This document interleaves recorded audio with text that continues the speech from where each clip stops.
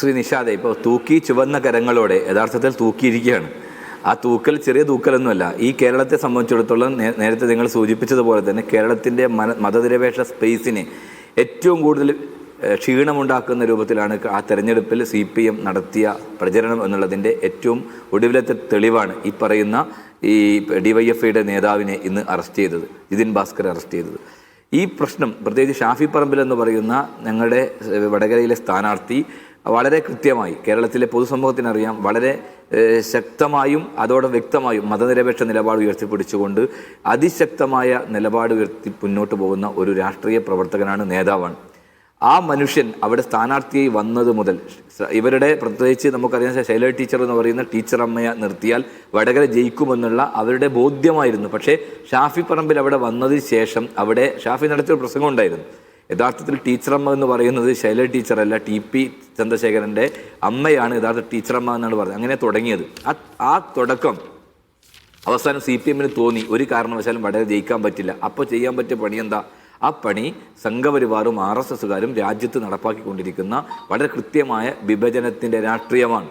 ആ വിഭജനത്തിൻ്റെ രാഷ്ട്രീയം വളരെ കൃത്യമായി വടകരയിൽ അവർ അവതരിപ്പിക്കാൻ നോക്കി എന്നുള്ളതാണ്. അതിൻ്റെ പേരിൽ ഇവിടെ സൂചിപ്പിച്ചതുപോലെ തന്നെ ഒരു പാവപ്പെട്ട ചെറുപ്പക്കാരനെ, മുഹമ്മദ് കാസിമിനെ, MSFകാരനെ അതിൻ്റെ ടൂളായി ഉപയോഗിച്ചുകൊണ്ട് നിരപരാധിയായ ചെറുപ്പക്കാരൻ്റെ പേരിൽ ആരോപണം ഉന്നയിച്ച് അദ്ദേഹത്തെ പ്രതിയാക്കി അദ്ദേഹത്തെ ജാമ്യമില്ലാ വകുപ്പ് കേസെടുത്ത് മുന്നോട്ട് പോയ സ്ഥിതിയാണ് ഉണ്ടായിട്ടുള്ളത്. യഥാർത്ഥ കാഫിർ സ്ക്രീൻഷോട്ട് എന്ന് പറയുമ്പോൾ ഷാഫി പറമ്പിലും ശൈല ടീച്ചറും, അപ്പോൾ ശൈല ടീച്ചറെ ഷാഫി പറമ്പിൽ കാഫിറാക്കി എന്നുള്ളതാണ്. ഇപ്പോൾ ഈ തെരഞ്ഞെടുപ്പ് പോലും നമ്മൾ കണ്ടില്ലേ, പിന്നെ ശ്രീമതി നമ്മുടെ ഫാത്തിമ തഹലിക്കെതിരായി ഇവർ നടത്തിയിട്ടുള്ള പ്രചാരവേല നമ്മൾ കണ്ടില്ലേ. കാരണം കൗമിൻ്റെ പിന്നെ കുട്ടി എന്നാണ്. എന്താണ് അതിൻ്റെ അർത്ഥം? ഇവർ ഉദ്ദേശിച്ച കാര്യം എന്താണെന്ന് നമുക്ക് എല്ലാവർക്കും അറിയാലോ. അപ്പോൾ തീർച്ചയായിട്ടും ആ രൂപത്തിലുള്ള പ്രചാരവേല നടത്തി മുന്നോട്ട് പോകുന്ന ഒരു പാർട്ടിയെ CPM മാറുകയാണ്. ഇപ്പോൾ CPMൻ്റെ DYFI നേതാവിനെ പിടിച്ചപ്പോൾ അവർ പറയുകയാണ് എന്താ പറയുന്നത്, ഞങ്ങൾ ഇതിനെ പ്രതിരോധിക്കുന്നത്. എങ്ങനെയാണ് പ്രതിരോധിക്കുക? തെളിവുണ്ടായിരുന്നല്ലോ. ഇടതുപക്ഷത്തിൻ്റെ ഗവൺമെൻറ് ഭരിക്കുമ്പോൾ ഹൈക്കോടതിയിൽ പോയതിൻ്റെ അടിസ്ഥാനത്തിൽ ആ പോലീസ് കൊടുത്ത റിപ്പോർട്ടിൽ റിബേഷ് രാമകൃഷ്ണൻ എന്ന് പറയുന്ന വടകരയിലെ DYFIയുടെ ബ്ലോക്ക് സെക്രട്ടറിയുടെ ഫോണിൽ നിന്നാണ് ഇത് ആദ്യം വരുന്നത് എന്നുള്ളതാണ്. അത് പ്രചരിപ്പിച്ചതാരാ? KK ലതിക എന്ന് പറയുന്ന CPMൻ്റെ മുൻ MLAയും പാർട്ടി സെക്രട്ടറി മോഹനൻ മാസ്റ്ററുടെ ഭാര്യയുമാണ്. ഞാനൊരു കാര്യം പറയാൻ ആഗ്രഹിക്കുന്നു. ഇതിൻ്റെ പിറകിൽ ഈ ഒരു സ്ക്രീൻഷോട്ട് ഉണ്ടാക്കിയതിൻ്റെ ബുദ്ധികേന്ദ്രം എന്ന് പറയുന്നത് മോഹനൻ മാസ്റ്ററുടെ മകനാണ്. അതോടൊപ്പം തന്നെ MV നികേഷ് കുമാർ എന്ന് പറയുന്ന അന്നത്തെ CPMൻ്റെ ഈ മേഖലയിൽ ഇടപെടുന്ന വലിയ ശക്തരായി ഈ ടൂളുകൾ കൊടുക്കുന്ന, പ്രത്യേകിച്ച് ഈ സൈബർ ഇടങ്ങളിലേക്ക് ഈ ക്യാപ്സ്യൂളുകൾ കൊടുക്കുന്ന നികേഷ് കുമാറും അതോടൊപ്പം തന്നെ മോഹനൻ മാസ്റ്റർ മകൻ ഉൾപ്പെടെ ഉള്ള ആളുകൾ നടത്തിയിട്ടുള്ള വലിയ ഗൂഢാലോചന, AKG സെന്റർ കേന്ദ്രീകരിച്ച് നടത്തിയ ഗൂഢാലോചനയുടെ ഫലമാണ് ഈ കാഫിർ സ്ക്രീൻഷോട്ട് എന്ന് പറഞ്ഞ് ഞാൻ ആഗ്രഹിക്കുകയാണ്. ഇത് കേവലം ജിതിൻ ഭാസ്കർ മാത്രമല്ല, ഇതിൻ്റെ ഉന്നതപരമായ അന്വേഷണം നടത്തി കഴിഞ്ഞാൽ CPMൻ്റെ പല ആളുകളും ഇത് കുടുങ്ങുമെന്ന സമയത്ത് തർക്കമില്ല. വർഗീയ കലാപം ഉണ്ടാക്കാൻ വടകര പോലെ ഒരു സെക്യുലറായ സ്ഥലത്ത് ഒരു കലാപം ഉണ്ടാക്കി ജയിക്കാൻ ഇത്ര ഉളുപ്പുകെട്ടൊരു പാർട്ടി, ഇത്ര വൃത്തികെട്ടൊരു പാർട്ടി, ഇതൊരു പാർട്ടിയാണോ? മതനിരപേക്ഷത പറയുന്ന ഒരു പാർട്ടി, വർഗീയത തുലയട്ടെ എന്ന് പറയുന്ന മുദ്രാവാക്യം വിളിക്കുന്ന പാർട്ടി നാണവും മാനവും ഉളുപ്പുമില്ലാതെ ഇത്ര പ്രചാരവേല നടത്തിക്കൊണ്ട് മുമ്പോട്ട് പോകുമ്പോൾ അത് RSSകാരൻ പോലും ഇവരെ മുമ്പിൽ മുട്ടുകുത്തി നമസ്കരിക്കുന്ന അവസ്ഥ വരും. കാരണം അവർ പോലും ഇവരുടെ ശിക്ഷത സ്വീകരിക്കുന്ന അവസ്ഥയിലേക്ക് എത്തി നിൽക്കുകയല്ലേ. കാരണം എന്താണ് RSS ഏതാണ്, അല്ലെങ്കിൽ കമ്മ്യൂണിസ്റ്റ് പാർട്ടി CPM ഏതാണ് തിരിച്ചറിയാൻ പറ്റാത്ത അവസ്ഥയിലാണ് കഴിഞ്ഞ കുറേ കാലങ്ങളായി കേരളത്തിൽ പോയത്. ആരാണ് ഇത്തരത്തിലുള്ള പ്രചാരവേല നടത്തിക്കൊണ്ടിരിക്കുന്നത്? അതിനുശേഷം കേരളത്തിൽ നടന്ന കാര്യങ്ങളൊക്കെ നമ്മുടെ മുമ്പിലില്ലേ. എങ്ങനെയെല്ലാം കേരളത്തിൽ സെക്യുലർ സ്പേസിനെ ഇല്ലാതാക്കാൻ ശ്രമിക്കാൻ സാധിക്കുന്ന എല്ലാ കാര്യങ്ങളും പറഞ്ഞല്ലോ. കഴിഞ്ഞ തെരഞ്ഞെടുപ്പിൽ നമുക്കറിയാലോ, ഈ നിയമസഭാ തെരഞ്ഞെടുപ്പിൽ AK ബാലൻ പറഞ്ഞ കാര്യം എന്താ?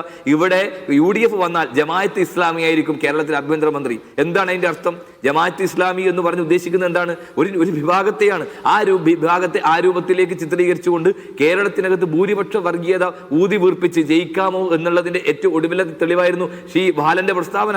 അങ്ങനെയെല്ലാം പരിശോധിക്കുമ്പോൾ CPM എന്ന് പറയുന്ന പാർട്ടിക്ക് മതനിരപേക്ഷത പറയാൻ, വർഗീയതക്കെതിരെ പറയാൻ ഒരു തരത്തിലുള്ള അന്തസ്സുമില്ല.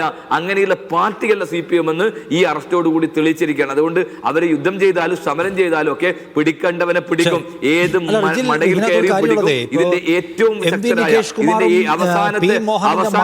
അവസാനത്തെ P. മോഹന്റെ മകൻ നികിതാസ് ആണെന്ന് തോന്നുന്നു. ഇവരെ രണ്ടുപേരും ഒന്ന് സ്പെസിഫൈ ചെയ്ത് പറയുന്നത് എന്ത് വിവരത്തിന്റെ അടിസ്ഥാനത്തിലാണ്?